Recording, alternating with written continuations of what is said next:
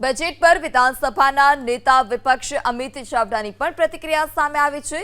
આજનું ગુજરાત સરકારનું બજેટ ચીલાચાલુ, ગામડા તોડવા માટેનું આ બજેટ, હીરા ઉદ્યોગમાં મંદી, બજેટમાં રત્ન કલાકારો માટે કોઈ જ જાહેરાત નહીં, રાજ્યના કર્મચારીઓ ઓપીએસ માટે લડત લડી રહ્યા છે, બજેટમાં કોઈ જાહેરાત નહીં, ગુજરાતના બહુમતી વર્ગ એસસી એસટી ઓબીસી લઘુમતી માટે બજેટમાં કોઈ વિશેષ જોગવાઈ નહીં તેવા માફીની આશા રાખતા ખેડૂતોને બજેટથી નિરાશા સાંપડી। વિધાનસભામાં રજૂ થયેલ આજનું બજેટ જોતા એવું ચોક્કસ લાગે કે બજેટમાં કંઈ જ નવું નથી, ચીલા ચાલુ બજેટ છે।